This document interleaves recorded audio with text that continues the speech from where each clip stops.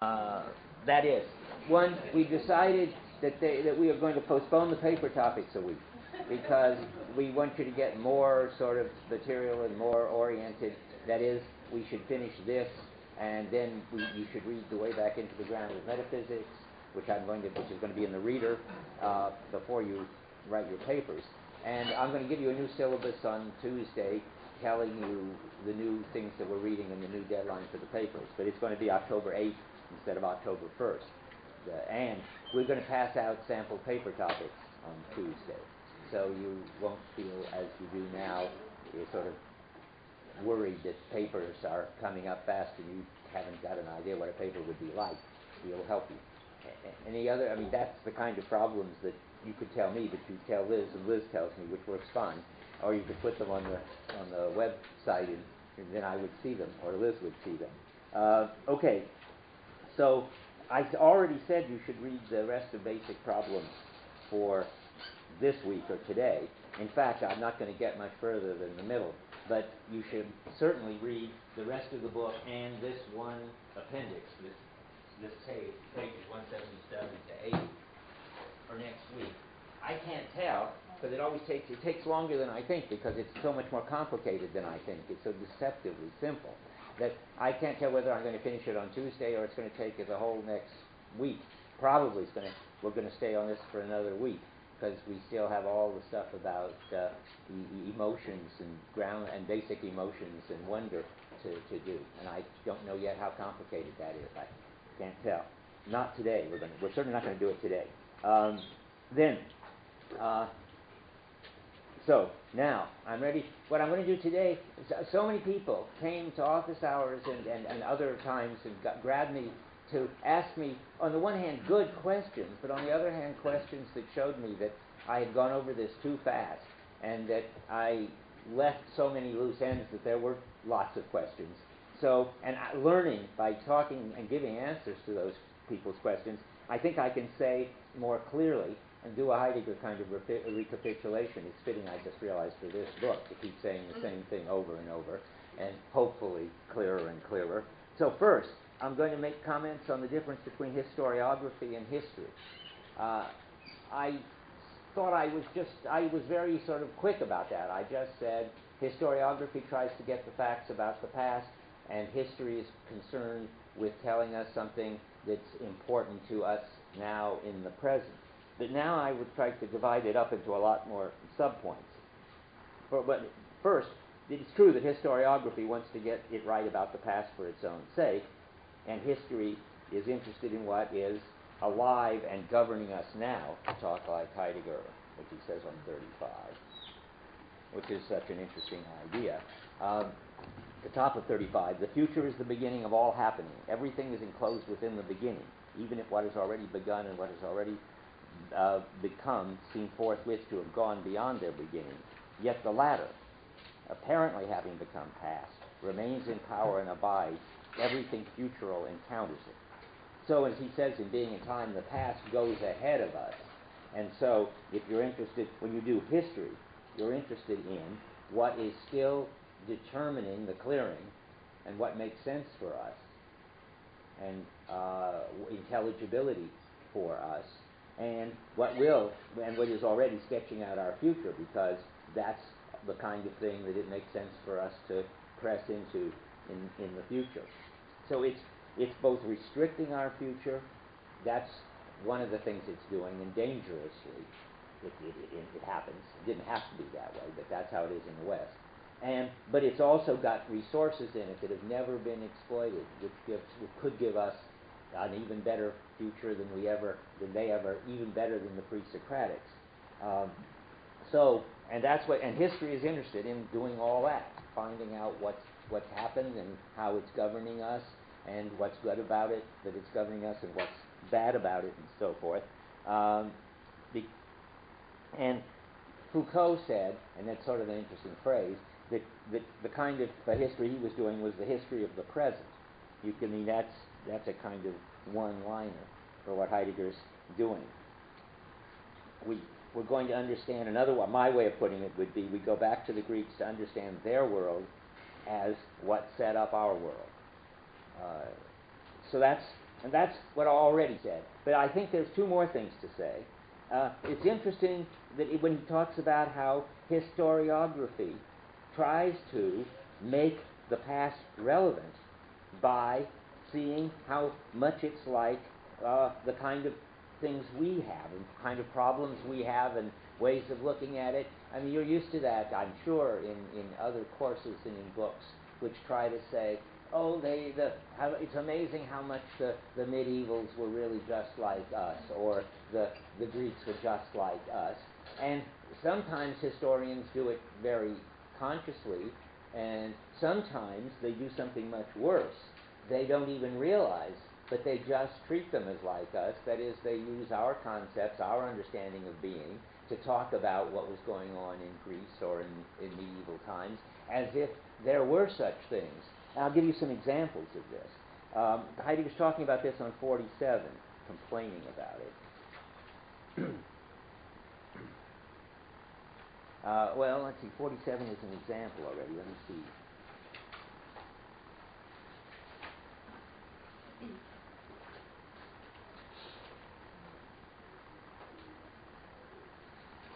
I don't know. I didn't mark it. Just a second.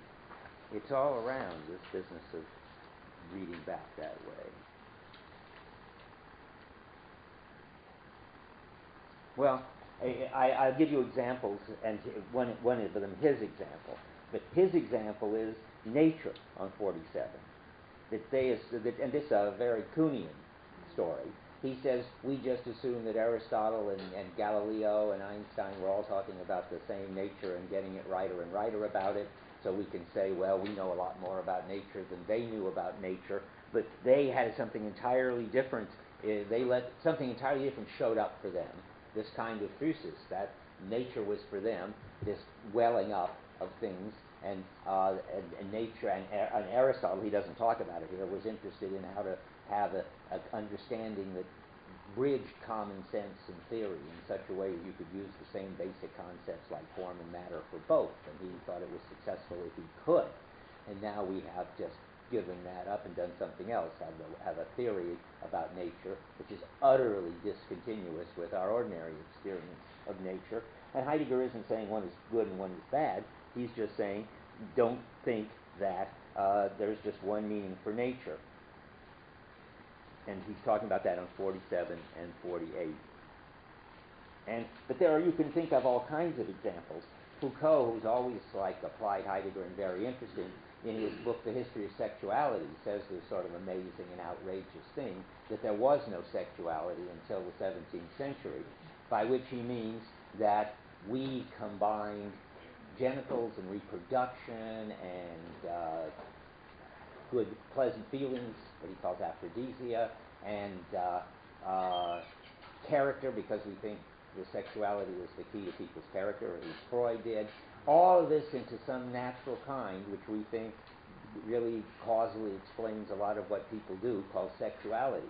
But it's just, there was no such thing for the Greeks. They had aphrodisia, and they understood these separate things, but and they didn't think there was one natural kind that explained people's personalities. And if you go back and ask yourself, and what was let's say Aristotle's view of sexuality, that's just a stupid question. It's a nonsense question. I'll give you one more example, something closer to the kind of things I talk about in my course. Yeah. I have a question about this notion of history. Pursuing history, in this historical reflection that Heidegger talks about, is intellectual history, or if I want to differentiate it from Foucault's view, it is the history of everyday practices. That means what is called knowledge in terms of connaissance. That is another kind of knowledge. The knowledge of everyday practice. Who, Heidegger or Foucault? Foucault is talking about not history of intellectual history, not what Aristotle and Plato and pre-Socrates talk about. Right. For example, the notion of nature, physics, or like this. Yeah. I wonder that can we really reach to this beginning? I try to understand Heidegger, that he tries to teach us that we can understand the clearing of being to an intellectual history. I mean, reflecting on concepts and notions, the development of concepts, or the development of everyday practices of life? No, I mean, that's a funny distinction. That's not right if we're talking about this. Heidegger isn't interested in intellectual history because he's only interested in very, very special concepts, namely the names they had for truth and for being and all the words associated with that. And that's the first point. So it's a very peculiar kind of intellectual history because it's so limited to these very basic words. Secondly, when he talks about them, he does it in terms of everyday practices. That's what's interesting. I mean, when he goes back to take an example, when he talks about physis as this understanding of being, which is the bringing forth kind, he talks about it in here, helping something come forth, nurturing, which he thinks is the... Did I say physis? I meant poesis. Correct me. I mean, physis is things just welling up, and we get out of the way, or we get drawn in, or whatever. But it's the things that emerge. But the next stage in the West, I've talked about this, is poesis. There's really he has these subtle stages sometimes. There's just coming forth, which is poesis, which is physis, and then there's bringing. There's letting come forth. That's really the poesis, nurturing kind. And then there's bringing forth, or something like that, which is more like production. And then the word is techne, he says. But when he's talking about helping come forth, that is the poesis kind, he talks about carpenters and how there are still carpenters who let the whatever's in the wood come out. When they make a chest, they don't just take the standard wood and hammer it together in the standard way to make the standard chest, but they're sensitive to what the possibilities in the wood are and what the interests of the family or the community are. That's the kind of architect or carpenter you want to find, but they're hard to find. I have an architect who's got a PhD doing Heidegger here.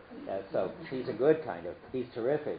And if you need any construction done by a Heideggerian construction person, I'll give you his phone number.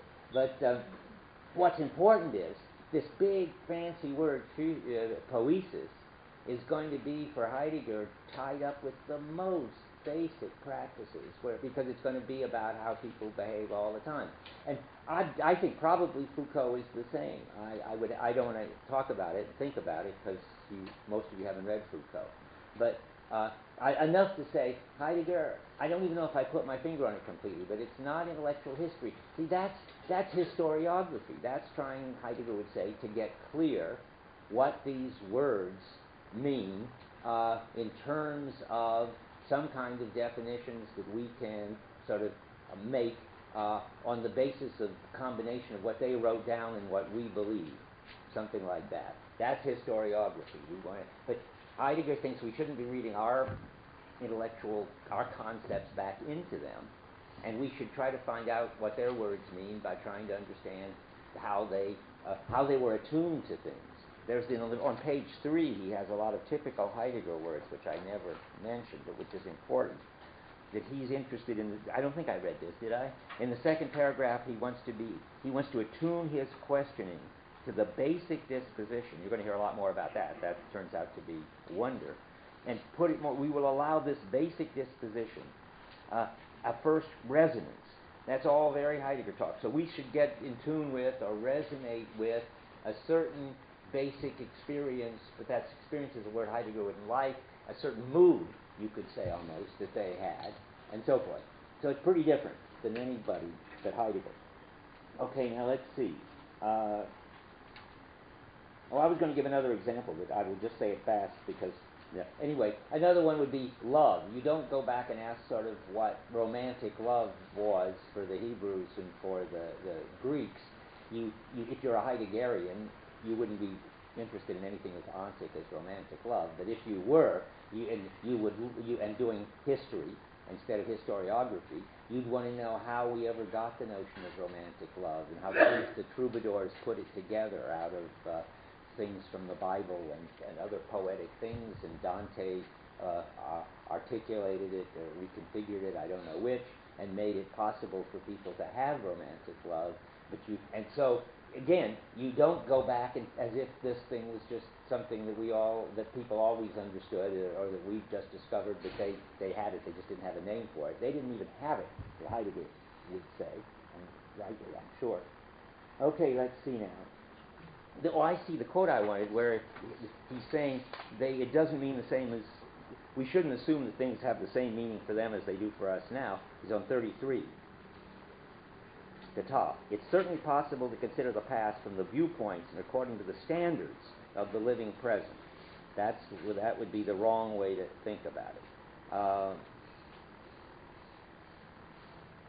And then skipping to historiography means an exploration of the past from the perspective of the present. See, that's tricky, because we're trying to say Heidegger's doing that. Right? What's the difference? So Heidegger says we want to understand the past from our perspective in order to get help from it and see how it's governing us. That's the good way.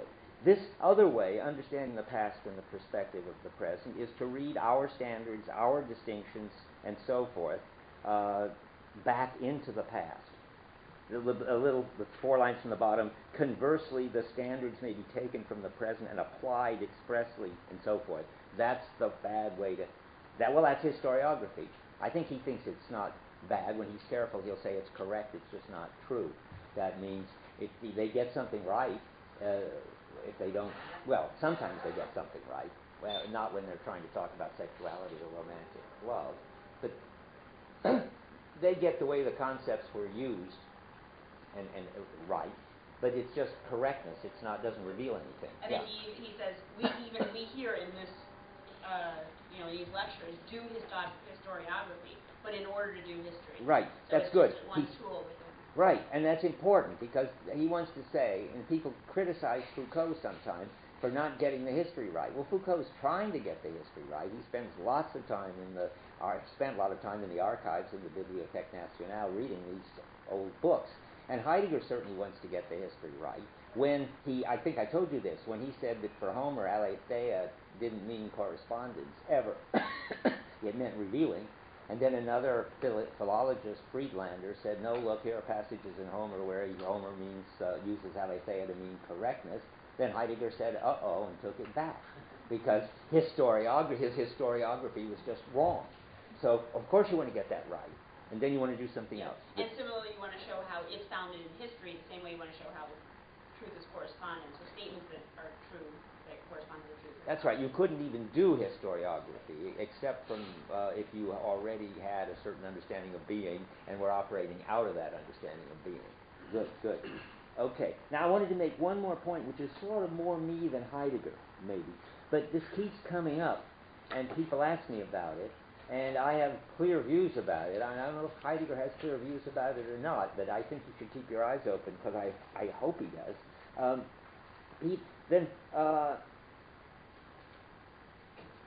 We can do two things. One is easy. We can look at what we take for granted, for instance, truth as correctness, and trace it back to its beginning and do a kind of what Foucault calls a genealogy of it, and make it seem strange, and make it seem not obvious, and wonder why it was obvious to Aristotle.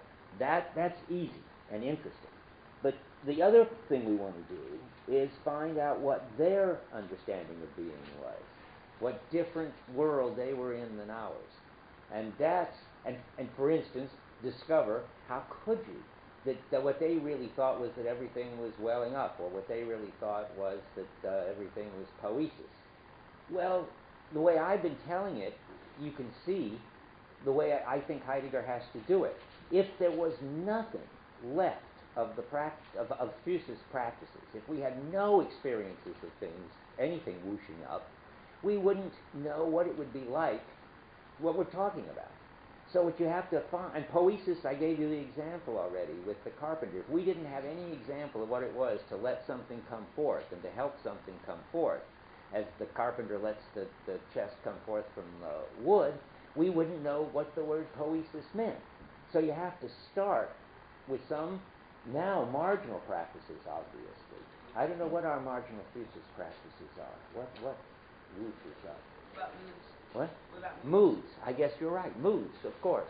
Moods come over us, and we don't bring them forth, and we can't we can't make them stop, good, and so now the next move is, if you want to understand a Fusish culture, say, is to try to then you have to be kind of creative. You have to try to figure out what it would be like if moods were very important in the culture, and were sort of the paradigm case of what it was to be, and that everything else was understood like that. That's the mood. That's what only, I mean, there Heidegger, you just have to go with Heidegger and let him do his special thing. And the same thing with poesis. I mean, first you have to, two things Heidegger has to do, I think. Discover someplace in the culture our culture, where people are still letting things come forth. By the way, you'll hear a lot more about the Carpenter type thing when we read The Question Concerning Technology, because Heidegger does the same story, but with respect to a chalice in there. And, but anyway, you have to find the marginal practices, and that's already a special talent. And then you have to be able to think of what it would be like for a culture in which those marginal practices were central and paradigm, and they saw them everywhere and were, in Heidegger language, very attuned to them, and sensitive to them, and resonated to them. And where the practices that are important for us, controlling, turning things into objects, getting them all ordered and organized, weren't important at all. They were just on the margin. You have to sort of, I never thought of putting it this way, sort of unreconfigure, or I don't know how to even put it. You have to take back our reconfigurer, Descartes, and get back to their world as their reconfigurers set it up. That's what I think is interesting. Now, a Kuhnian parallel is interesting again. I mean, as I keep saying, you've got to read Kuhn. Kuhn comes nearest to this when he tells you that when you do the history of science, there's an article about this. If enough people tell me they're interested, I'll put it on the reserve. But Kuhn says, if you want to understand the science of Aristotle, the way you do it is, it's his book, Phyllis? Essential Tensions, it's called. And it's the introduction to Essential Tensions. But anyway, he says, if you want to understand the world of Aristotle, what you have to do is pay attention to the weird things he says that don't seem to make any sense, that are anomalies, not now the kind of anomalies scientists find, but the kind of anomalies, if you're sensitive as a historian, you could find. And he gives an example. Aristotle says, it gives among his list of motions, blushing. Now, why would anybody say that blushing is a form of motion? Well, Kuhn thinks it's a clue that for Aristotle, the word that we normally translate motion really means something closer to change. And when you see that, you see a lot of the weird things that Aristotle says about, what is it, kinesis maybe? Kinesis, I suppose, aren't what we think they are, because they're not, or maybe anarchy. No, kinesis, I suppose, but they're not what we mean by motion. So what you do is you discover, this is what Kuhn says, I'm telling you Kuhn, but it sounds certainly like this kind of I got a new phrase, it's retro-reconfiguring. Okay, what this retro-reconfiguring is, Kuhn says you find these places that seem completely weird, and then you think about them and you discover that they could turn out to be really central examples and the most intelligible, not the least intelligible. Then you know you're getting somewhere with understanding this other world. He's got another whole article for those, that Volta seems to have drawn all the voltaic cells, which he discovered, wrong. Got the positives and negatives wrong in some way, and he has diagrams of it. Now, why would Volta get it backwards? And it's a big, interesting puzzle. The time he's done, he's showing you that Volta's understanding of electricity is very different than ours, and we can't read ours back into them. So anyway, and we're going to see it maybe.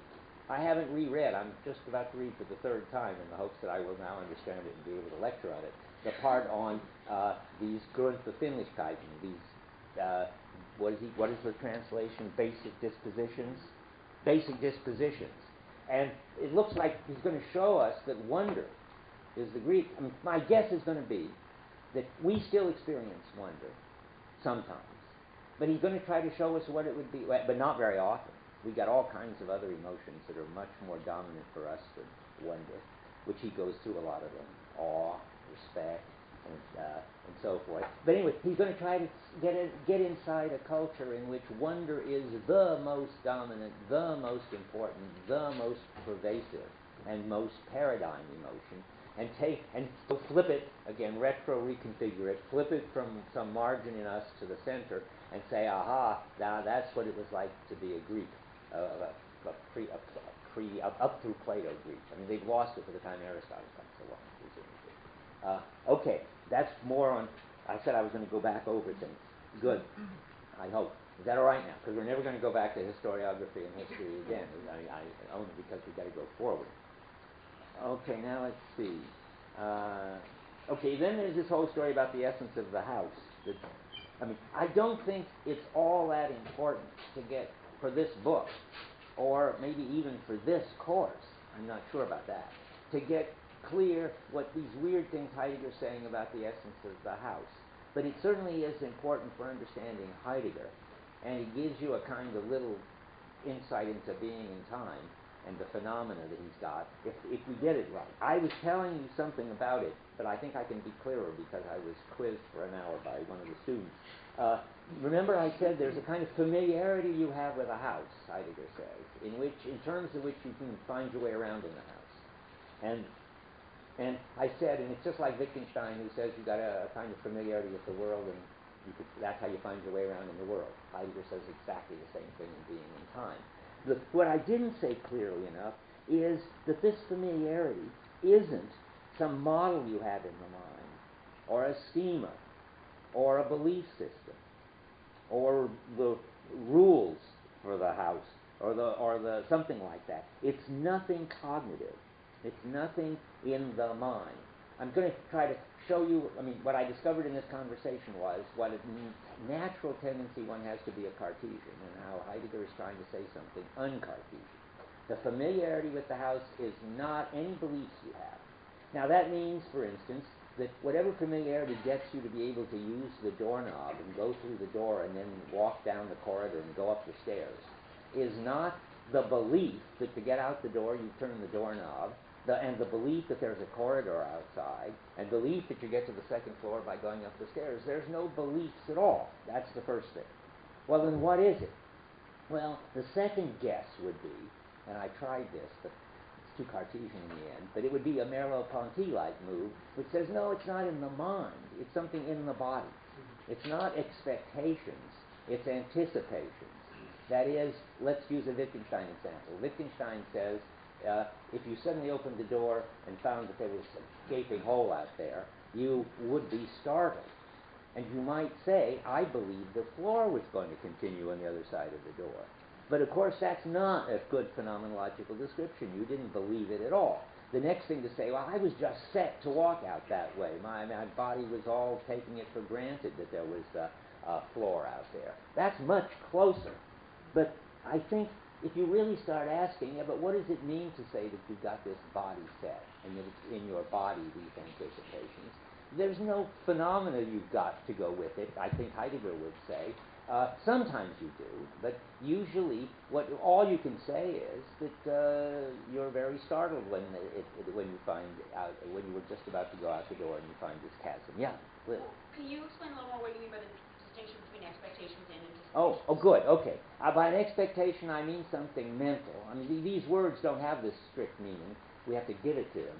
I'm using John Searle's story that expectations are intentional states, and they've got conditions of satisfaction. That is, if you have an expectation, you've got to know what you expect. So you already know that you expect the floor to be there.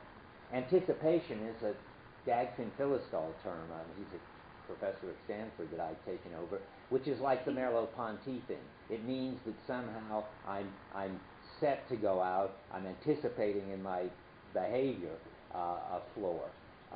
Now, I think Heidegger wouldn't like that either. Oh, by the way, there's another version, just parenthetic. I'll come back to it. I think Heidegger would just say, no, all you can say is that generally you cope successfully with the house once you get familiar with it, which is, of course, requires a lot of living in it and walking around in it and crawling around in it and whatever. Once you do, you cope with it. But to say that you cope with it, and this is the tricky move, because something is present in your mind, namely a belief, that causes you or enables you to do it. Or something is present in your body, namely a body set that enables you to do it. Or, I was going to throw in Searle because I mentioned him. Remember he says, if those of you who heard him about the background is in the brain. So finally, or something's present in the brain that enables you to do it. Heidegger would say, if you just stick to the phenomena, he has a funny word for it. He would say, you just pervade the house. Once you're familiar with the house, your sense of the house, so to speak, is all over the house, and goes sort of ahead of you and enables you to cope with the house. It's not that he wants to sort of mystify anything. He just wants to say that this is a kind of basic phenomena, and it doesn't help any to make up something else to explain it. That's all going on in this talk about the house, I think. Yeah? The concept of memory, would that be allowed any place? Okay. Well, it's not a memory, because that's too intentional again. It isn't that you remember specifically that last time you went out or the last 1,000 times you went out the door there was a floor, and therefore you're surprised. It's true that if it weren't for past experiences, you wouldn't be surprised when you went out the door. And therefore there's a sedimentation or something. The past is with you. You're a being that doesn't just exist in the present, but is spread out in time, Heidegger would say. But to say, as Husserl said, but it's a memory that's present in you right now that really explains that, that's just another one of these moves that we're used to in Descartes. We've got to find, since Descartes, something present in us as a subject, whatever we understand as a subject, a mind, a body, a brain, whatever, that will explain, which is intelligible somehow in itself, and explains this house experience. And I think what Heidegger wants to say is there's a really interesting house experience here, and we can give it a name which pervades the house, or familiarity, but we can't find something else in terms of which to explain it. And memory is just another one. Yes? Then the notion of the essence of house in Heidegger, this is a little bit confusing for me. If we take the word essence as present, as coming into being, then I am a little bit lost regarding that. How can we really have a sense of house in itself without the relation that house has with the whole referential totality? Well, totality? he's not interested in the referential totality here, but if he were, I mean, I don't know, I want to say that's a being and time question, but why it's called the essence of the house, remember, is because it's a priori. That is, you've got to have it before you can experience any of the parts of the house, and you've got it always already. Of course, you haven't got it always already. You didn't have it when you were a baby. But when you're a grown-up coping with the world, you cope with any particular aspect of something in terms of some general, I don't think, understanding is too intellectual maybe, general familiarity that you have with that thing. And that familiarity is your familiarity with, remember the other important phrase, with what it is. These are why it's called the essence of it. So you know beforehand in some sense of know, which is this special weird sense, what it is in this familiarity sense. And he's going to make essence mean that, where essence means this is not so much the coming into being as the maintaining itself aspect of it. The essence is what has to be going on for you to be able to be coping with the house, besides your coping. And what has to already be there going on before you can cope.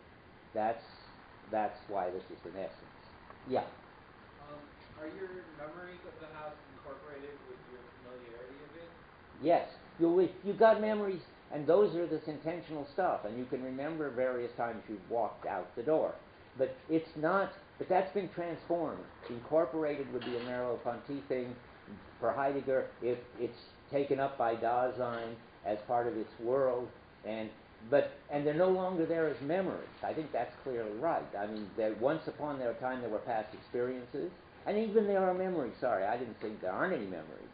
But this familiarity, this background coping ability, isn't something you can make up out of these memories. It's more basic than that, and for Heidegger. Yeah? I was going to, memory doesn't have to be be intentional. You can have things and experiences in the past that affect tasks in the present that you're not aware of experiencing. Okay, well, if you mean by memory that the past, that you are bringing your past along with you to talk like Heidegger and have to, that's fine. As soon as you want to say that it's some kind of special traces in the brain, or that it's some special thing in Husserl that's something in inner time consciousness and stuff, you're saying more than you have a right to say, Heidegger would say. But of course there's a way that your past is, notice it's this business like in the culture. The way the past comes along and runs ahead of the culture without having to be sort of written down or remembered in any explicit way. So your past experience in the house runs ahead of you. That's this a priori stuff, and guides the way you deal with the house without you having to sort of record it in your memory. Yeah? So maybe I'm being too confused about it, but it seems as if this pervading isn't going on in the brain, and it seems like you also want to say it's not going on in Dasein. I'm not getting No. I want to say something is going on in the brain, by the way. There's nothing supposed to be sort of, that would be Cartesian if you thought that, the brain didn't have anything physical in it and didn't cause this in some way. Something's going on in the brain which is the causal basis of this. I don't think Heidegger would mind. I'm not sure. At least I'm perfectly happy with that. But there's no way to map, and Wittgenstein is clear about this too, these events in the brain onto this other thing. There's some whole thing going on in the brain which is a physical kind of thing, and then there is this pervading phenomena, and only in this most general way, everything that's in the phenomenon in the world wouldn't happen if it weren't for the brain, is all you can say about it, I think. And Davidson also has this view. You can't map types of things in the world of every day onto types of things in the brain, like these neurons firing this many times. But it is in Dasein, of course. But Dasein isn't a kind of container in which Dasein is a verb. It's in Daseining, as I say in the other course, in Daseining you are constantly enacting your familiarity with the world, finding your way about in the world, on the basis of the familiarity, which is always coming out of the past and going ahead of you in the future. That's the picture. I don't want to spend any more time on it. It's just something that I do like from Heidegger, and he's doing it. But we don't need it all that much. What I do want to say something more about is Plato on the essence of the house. Let me just skim where I am, because I want to see that I've said what I wanted to say. We're around page 56 now. We just talked about this. I've already talked about 56, so I wasn't going to read it again. But this is all we're doing there is talking about that page. Now, let's see. This is talking about what is, in a funny way, cited in advance in terms of which we see every aspect of a thing, where cited doesn't mean anything like seeing. It just means you are constantly taking account of it somehow.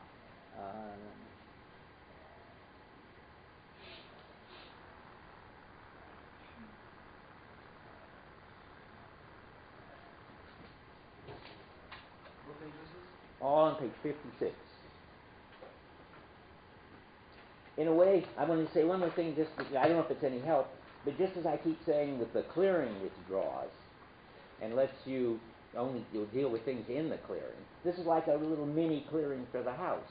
I mean, your familiarity with the house is something you don't pay attention to, don't remember, don't think about, don't need to do any of that. In fact, that would only get in the way. It just withdraws, and then you are able to cope with the specific features of the house.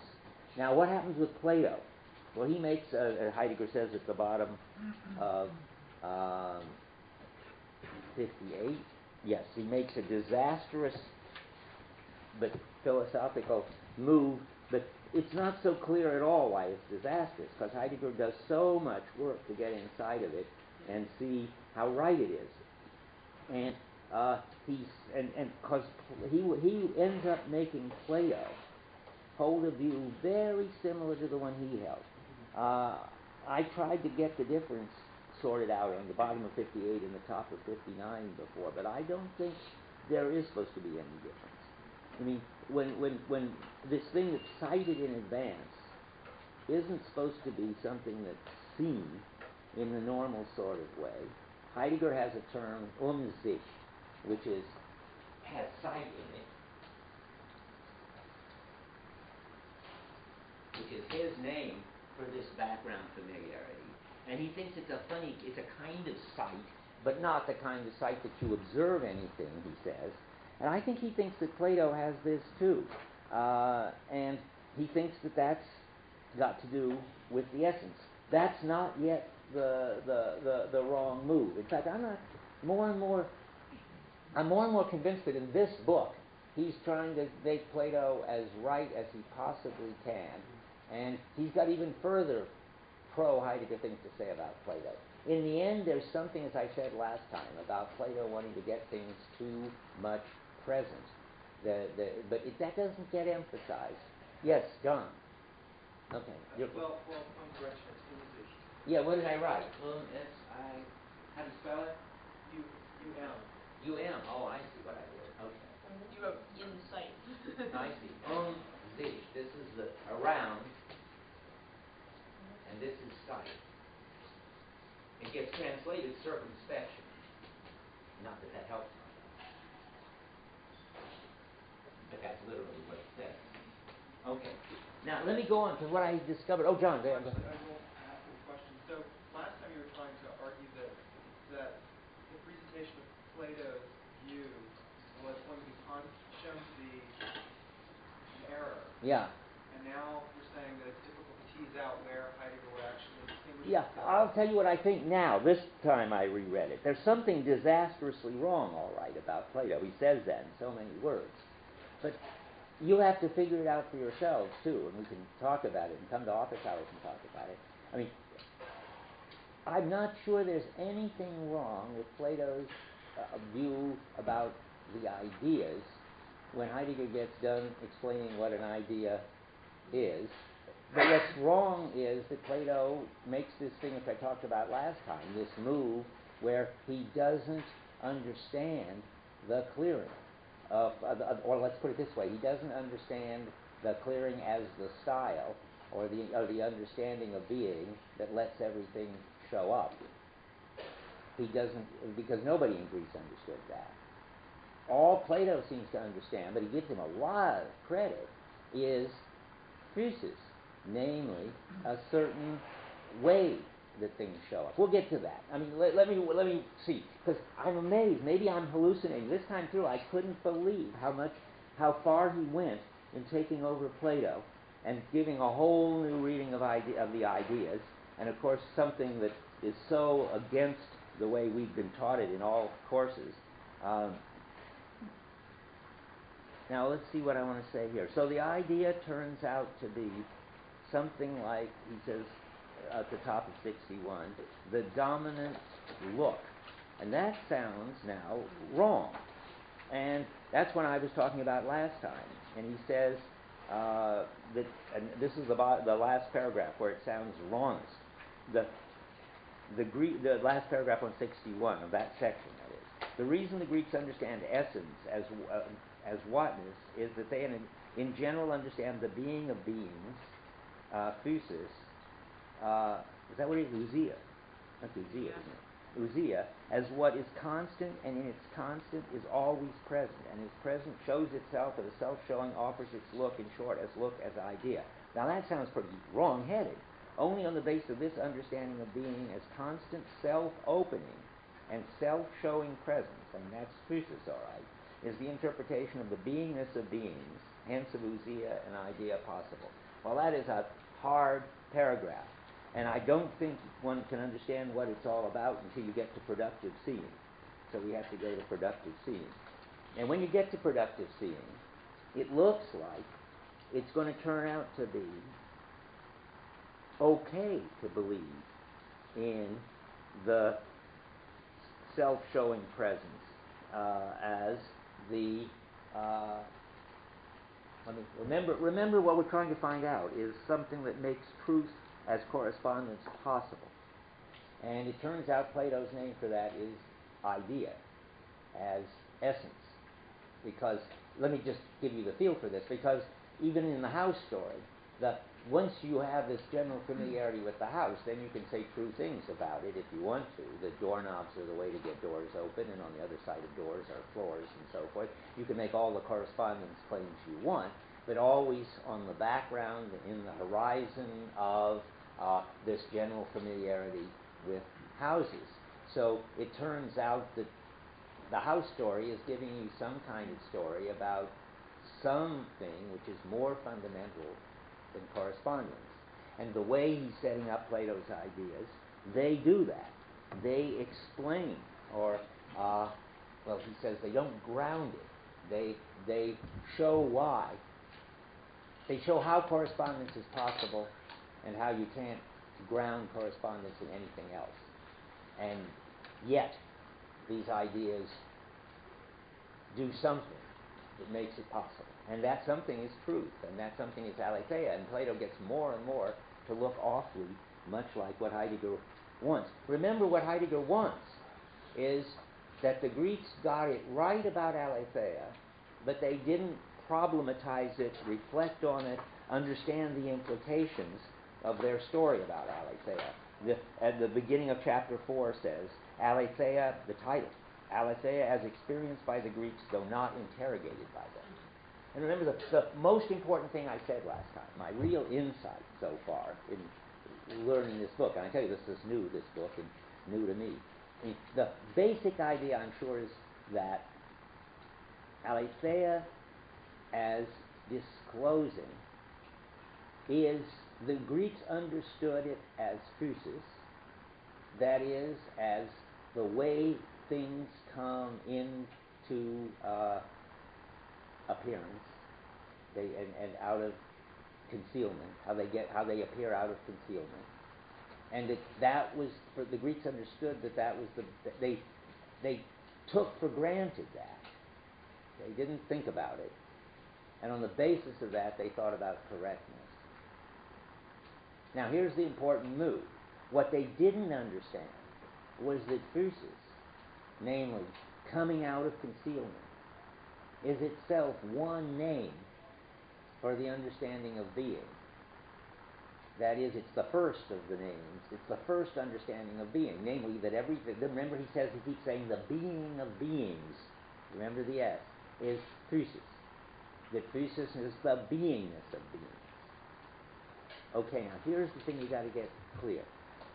If you hear that as a kind of objective, that's not the right word, but I don't have a better one, something that tells you about all beings everywhere, always,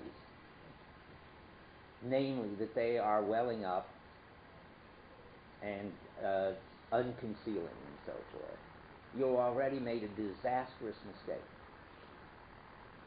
The Greeks didn't, up to Plato, didn't make that disastrous mistake. They just didn't get it. They didn't think about it. They just experienced physis as disclosing. Fine. As soon as, but if, and the right thing to do at that point would have been to see, isn't it amazing? There are all kinds of ways that things can be, and we, of course, who would have ever been able to think it, because they didn't even have a contrast class. But we think of beings as disclosing, as welling up, and that's one of the ways that you can do it. That's one of the styles, and of course, isn't it amazing? There could be other styles, namely creature or object and so forth.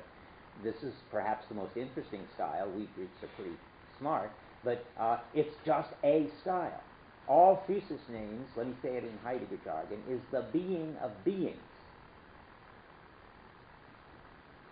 And there will be other experiences of the being of, there can be and will be other experiences of the being of beings, named in other names by other reconfiguring thinkers. That would have been the right way to think about it. That's how Heidegger thinks about it. The wrong way to think about it is the way Plato thinks about it, I think. Namely, this is how things are. This is the being of beings, all of them. They all are eidos. And whatever eidos means, and Heidegger goes out of his way to say it means something like welling up and disclosing. That's what it is to be, period. As soon as you think that, you're in metaphysics. You've lost the clearing. You've lost the fact that it's a style, one style among others, that things well up. And because, I'm trying to say it one more way, that you experience things as unconcealing is only possible in a clearing. And the clearing is what is the really basic unconcealing that allows for various kinds of understandings of being. And that one is disastrously missed by Plato, and that sends our whole tradition into metaphysics. That's what I think is going on. Yeah. Could you say again what it is that the pre-Socratics got that we forgot? Okay, good. What the pre-Socratics got that we have lost is that the truth as correctness is made possible by and grounded in the fact that things are disclosed. Right? Okay. That's what they got. And but it was so obvious by the time you got to Aristotle, he didn't even know it anymore. But Plato understood it. They really understood that truth as correctness is grounded in the fact that things are welling up out of concealment into unconcealment. What they didn't get, I mean, I can say it always best in Heidegger jargon, is that was just one way of thinking, one way that one could have an understanding of being, one way, one form of the being of beings, one story about beingness. And the interesting thing is there could have been in others, and what was more important, what they didn't get was that. And I keep wanting to say, and I wish I had a better word than objective, but it's somehow thinking that was the truth for all people, the truth. See, all these words are taken over, but that they'd gotten it right. No, that would be correctness. I mean, I don't know how to say it, but they thought, well, this is how it is. I mean, it is. I mean, there's no way to say it, but they thought, well, that might be the best way. They thought, when they heard this is how it is, now let's go back. They thought they had something constant. Maybe that's where those bad words should be invoked. They thought they had discovered the being of beings as something constant and always present. Maybe that's how to read that on 61. That is, you think that's right? I don't know, that they thought they discovered really how the being of beings was everywhere all the time. But I thought thinking of beings as always present was a particular way of thinking of how things always are. It seems like that's the particular understanding of beings, which and there are other particular understandings of beings, each of which thinks of itself as the exclusive one. Okay, that's what I said last time. Okay, well, but I'm glad you brought it up because I am now taking it back. But only very tentatively, because I know that that's what Heidegger does think, that we are in the metaphysics of presence, that Plato is the big mistake of thinking of being as presence, and that every version of being that we've been through in this culture is some variation on presence. I'm not so sure that in this book, to my amazement, that's why it's like the Prussians who thought that they had taken over the fort, this wonderful story. I mean, I was so sure that this was going to criticize Plato for the metaphysics of presence that I saw it all over. But the more you read it, the more it looks like in this book, Plato hasn't made that mistake. But I had a way of putting this. Okay, yes. That the real villain here is not whether it's present or not, in the sense of whether it's all clear in front of you or not. That's something he later attributes to Plato as a big mistake. The question of the big mistake now is simply, is it metaphysics or not? Did Plato think that this was really how it was all the time, everywhere? That's the disastrous mistake. And I made the other mistake, the other disastrous mistake. Okay, so this way of putting it makes it sound like Plato is precisely as bad off as every other metaphysician who's come along. That's right. Not worse and not better. Right. You know? But he's more disastrous than any because he's the first. Because the pre-Socratics, they did something wrong. Namely, they didn't think about this hard enough. How was that phrase again that begins chapter 4? They didn't interrogate it. They just said, wow, this is how it is. But, yeah. He clearly doesn't think that's wrong. No, not He wrong. agrees, okay. Oh, no, He just no. said they did something wrong. No, he says specifically not wrong. You could say that there's something they didn't do, and it had disastrous consequences. That's all you can. Plato had disastrous consequences, not. Well, no. Well, now we might disagree, but I don't think it's a deep disagreement. It's because they didn't think it right and sort of do a preemptive strike against Plato, so to speak, that Plato could make the mistake he made. If they hadn't failed to think about it, Plato couldn't have made the move he made. But Heidegger's very clear that it's not a failure. Okay, they didn't do it. If they had done it, if they had done it, if they had interrogated it and got it clear the way Heidegger has, it would have been a preemptive strike. Plato couldn't have existed. Then Heidegger would have said they didn't do their job right, if they had gotten it. Right. Well, no, I see. Well, in this funny way that Because it turns we out. as their, Okay, there's this a weird story that, of course, given the history of the West that we've got, they all had their destined job. And so to speak, the destined job of the pre-Socratics was not to think about this, so that Plato would make this, quote, disastrous mistake. He does say it's a disastrous mistake, which starts our tradition, which is a terrific disastrous mistake, which leads us, if we're lucky, to Heidegger, who will fix it, and we'll all be better off than any human beings ever were. It's the structure of the fortunate fall from the Bible. I mean, did Adam and Eve make a mistake when they ate the fruit? Well, not exactly. We are going to be in paradise thanks to them because they made it, and then God fixed it, and now if we're all good Christians, we'll be better off than if we were in Eden, right? I mean, no? You don't think so? We'd be in paradise already. We wouldn't have to go back. Well, we're in a better paradise. It is. Well, if you believe in the fortunate fall. For Heidegger, this is a fortunate fall. And you also have to gain because of the contrast. If you're just stuck in Eden forever, you never realize how bad it could have been. But if you fall, and then you go to paradise, then you get the contrast. And we get it with Heidegger and falling for Plato. Maybe. I'm not going to go so far, but I see what you're saying. I don't think Heidegger thinks that we should have suffered through technology and all the bad things that happened, so that we could finally say, wow, thanks to Heidegger and destiny, we got out of it. I don't know. And I see a hand up over here. Yeah. That just sounds pretty Hegelian. Well, yeah, okay. It's Hegelian, except that there are lots that's not Hegelian in it. Let's say, in Hegel too, you've got to go through a lot of negative to come out with the really super positive. But in each stage in Hegel, you say the truth and you drop the mistakes. Heidegger's upside down Hegel. At each stage, you get worse. What about the destiny part? Well, the destiny part is the Hegel part, right. It looks like by getting worse at each stage, you finally get... There are two big differences. One, these leaps aren't mediated. Yeah. And secondly, you get... And that's why it's more Christian even than Hegel. You get better by getting worse in a way that you don't... Hegel's so enlightenment, he's lost that Christian insight that you can only... Dante's insight that you have to go to the bottom of the inferno before you can go to paradise. But Heidegger's got a feel for that, I think. I got to go on. This is, I do think this is the very important thing to be thinking about, but I want to show you how far, because I don't want to come back to this, how far he goes in making Plato right. That is, making Plato the discoverer of half-right, making him the discoverer of unconcealment as that which, quotes, grounds correctness. Okay, let me try to do it.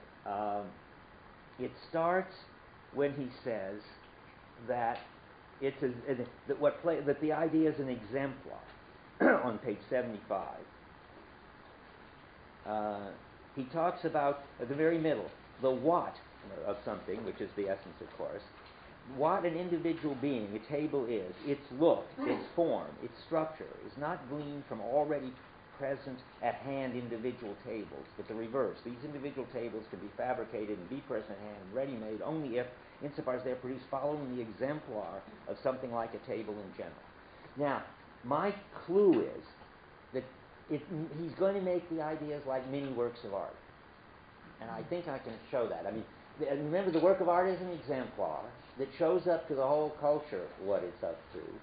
And when it does it by not copying anything, nor by inventing anything, but by focusing something that's already there and making it shine and making it clear and making it a paradigm.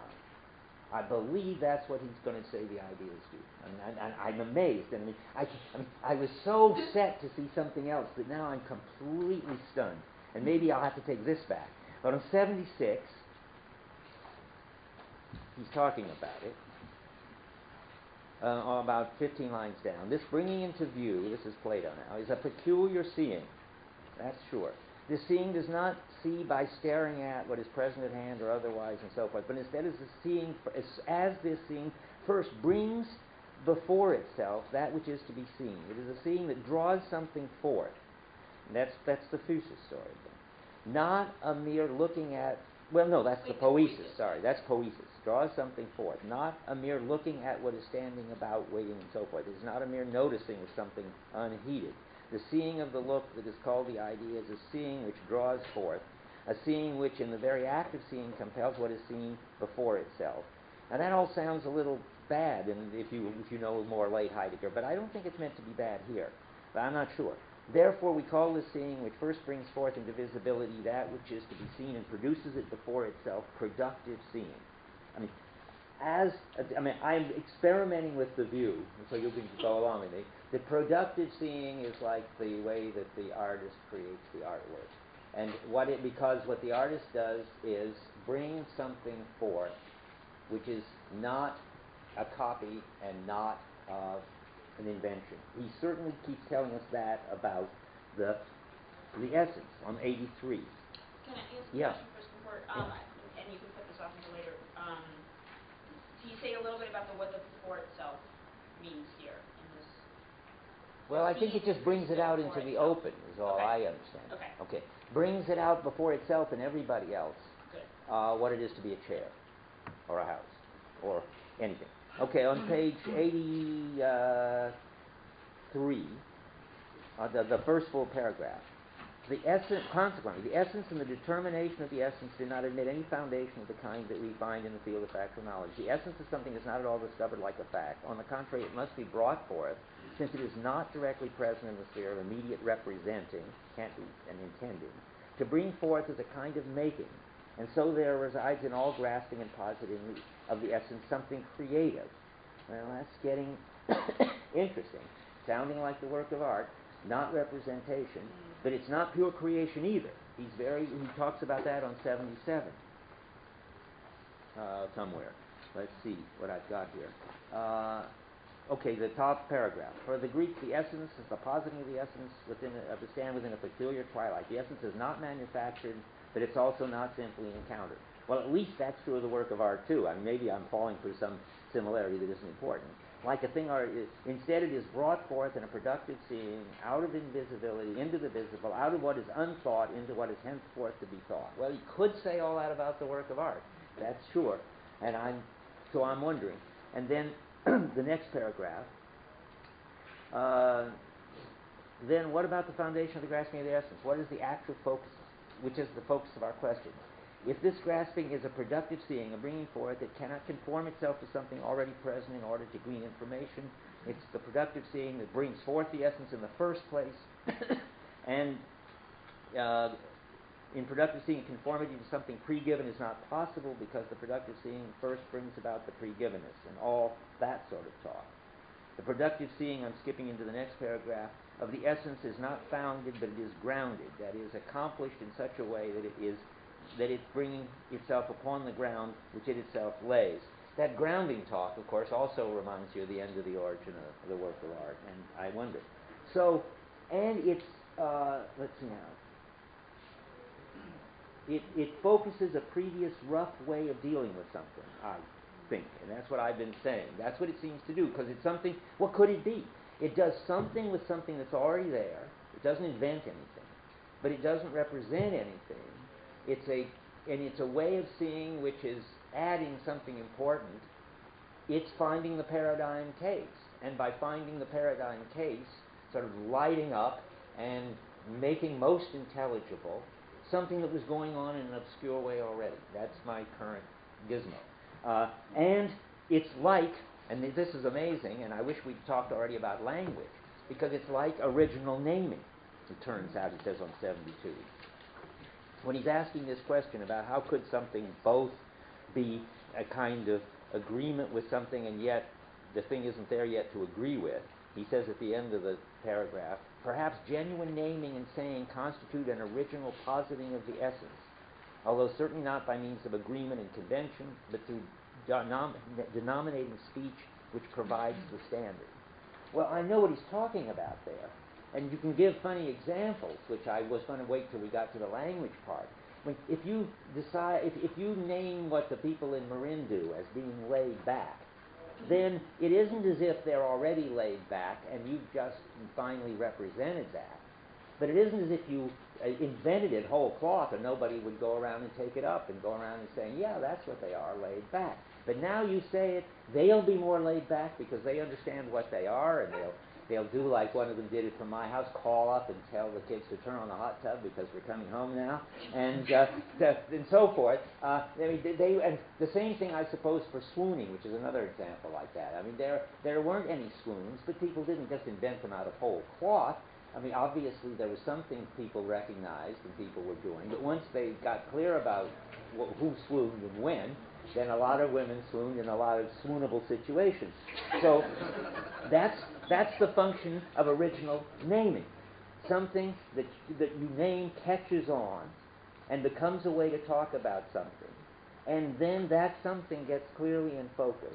And then you can make correct claims about it. You can say things like, so-and-so always swoons at parties, or 99% of the people in Marin are laid back, and all such, but you have to ground, of course. You can't make those correct statements until you have named swooning and laid back into existence. And insofar as then people go on swooning and being laid back and all that, then they're all like preservers. Just as anybody who sort of acts within the light of the work of art helps preserve the work of art. And this is what he says at the bottom of 78. I'm trying to make sense of all these strange things. The knowledge of the essence must be accomplished anew by each one who is to share it. It must genuinely be co-accomplished. So everybody who names laid back and who thinks they're laid back or that other people are laid back is helping sort of sharpen up and make this an exemplary thing. And just like everybody who, Luther may be an articulator, but every Lutheran who goes to church on Sunday is part of the preserving business of the work of art that Luther is, or if he's not a work of art, the articulation. So I still have a few more minutes. I may have to take all this back again, but at least I've got a view. And I was having such a hard time. I'm demonstrating it, for better or for worse, the Kuhnian thing. Take the sentences that are most weird and build your interpretation around them. And then if you're lucky, you've got something right. Okay, on page 86. Here's where I say this is really like a work of art. And the second paragraph. The grasping of the essence is a bringing forth, specifically in the Greek sense of bringing forth and fetching forth. Whence? From concealment. Whither? Into unconcealment, in order to posit it as the unconcealed. To see the essence in productive... Well, let's stop with that. So now it turns out you should begin to get a frisson. Your hair starting to stand on end. After all of this discussion started with trying to understand what the word aletheia meant when it was applied to works of art. Back in the origin of the work of art, works of art are truth setting itself to work. And what is truth? Truth is unconcealing. And then we're going to go find out about correctness, and behind correctness we're going to get essence, and behind essence we're going to get ideas, and lo and behold, ideas are unconcealing. And the whole thing, I think, sort of goes full circle. That's what's happening here. So to see the essence in productive seeing means to posit the unconcealedness of beings. Don't forget, something is not being understood by Plato and the essence people, and it's that little s that tells us so. But it's still, they've got it all right, except of course they don't see it as itself a kind of well, to put it very paradoxically, that thinking of the essence as unconcealing as itself has to be unconcealed. That's the step back that Heidegger's made. But otherwise, they're doing fine. So to posit the unconcealed of beings, to posit being in their unconcealedness, to take them up into the naming word, by the way, notice that, in that way establish them, notice that, establish and prove, and thereby let them stand in the visibility of an essential cognition. Well, I'll read one more paragraph, then you can talk with us. Because here's the hair, where the shoe drops. The unconcealment is in Greek te aletheis or something, and unconcealedness is aletheia. For ages this has been translated as so-and-so. Now, the truth of the grasping of essence is thought in the Greek manner, the unconcealedness of the whatness of beings, unconcealedness and so forth and so on, is Platonic eidos. It looks like he's just shown that eidos is sort of work of art writ small. What do you think, Liz? Well, it's starting to sound so much like Heidegger, I can't hear Plato so much. Well, absolutely. So, Plato just disappeared as far as I can see. So, but it's not me that's doing this. I mean, yeah, Heidegger's running over Plato with a steamroller here. Yeah. It's the sort of capital letterness of the ideas that's disappeared. And I guess one question I have about this. Well, the ideas are paradigms, of course. That's why they're capital but letters. it's the heavy dutiness of. I mean, paradigms are. Sounds much more Aristotelian in a way. Sort Okay, of, well, paradigm. Are you just saying he hasn't got Plato right, or what are you saying? Well, I've lost you. It seems like we haven't set up the. With not being right about Plato, it sounds like we don't have enough disaster. We don't have enough disaster coming. Oh, well, the disaster is very subtle. We'll have to think about that. Okay, so I want to ask about one word in the previous paragraph, which is positing the unconcealed being. Okay, where's the posit beings in their unconcealedness? Wow, that's interesting. And posit is twice, and that sounds to me like that's exactly the kind of word that's bad. Could be bad. That is double-edged and definitely has this worry. Let's look at that's this hypothesis, isn't it? That's the translation of the thesis in the hypothesis. But remember, wow, here's a trump card. Thesis is also applied to the origin of the work, in the origin of the work of art, to the setting up of the work. The work is posited, only there it's translated thesis. If that's the same word that's translated thesis in the origin, then this is on my side. If it isn't, it's on your side. Yeah? I'm having trouble following the analogy that you want to draw between the idea and the work of art. I guess I could follow it if what you're saying is that the story that Heidegger tells here of Plato's achievement in naming the wetness of being idea is the accomplishment of the thinker's task and then setting up the establishment of truth. Which is what the work of art essay tells us. Then I get it. But that's right. But that isn't it. No, you're right. You got it, but you didn't get it. I think because I want to say it's more than that. That Plato is a thinker, and he does name an understanding of being when he says ideas. But more important, his understanding of ideas is a mini work of art, namely a paradigm in the light of which we understand, and beforehand we understand whatever it is it's a paradigm of. So the house paradigm is a mini work of art because it's somehow a sense of the perfect work of how the paradigm house in terms of which we find our way around in any house. It even says, let me just give you, in the light of it, I don't know how important that is, but I did notice that when he's talking about how we relate to things in terms of the house, I was beginning to be suspicious. It was, now I have to find it, wait a minute, where was this early stuff, 55? The bottom of 56, right. Only in the light of what is seen in advance and constantly, yet not explicitly observed, the house, can we experience this door and so forth. Yeah? But doesn't the work being of the work fall out of this? You drop out, you mean disappear. Yeah, I mean... The work being. Well, you mean who made it? Is that what you mean? Calling it an artwork, I mean, as an analogy, I can understand. Okay. It's really being serious and comparative. No, it has the structure of it, but it's not a thing of the essence. It's a paradigm, but it's a funny kind of paradigm. It's a kind of, to say it would be mental would be very bad, the retroactive bad reading. But it's not a earthy thingy thing, but it's as thingy as language. The idea that the end of the origin of the work of art uses language as an example, and this uses language as an example, seems to me to be the naming, and not just any old language, but the sort of speak naming power of language to name things into being. That turned out to be, we haven't done it, I'm getting ahead of the story, but I have to now, the basic way truth sets itself to work. And now it looks like Plato is on to the basic way. In many ways, truth sets itself to work every time we name a house or a swoon or anything. Now, well, I have another minute, and I saw another hand. Yes? He has a couple of other examples also, like thinker, the person building a state, and so on. Okay. So we could sort of think about what is similar and what is not similar. Okay. Well, this is so scaled down, and maybe that's what John is worrying about too. I mean, remember, the work of art sets up the style for the whole culture, and those thinkers and statesmen and artists do.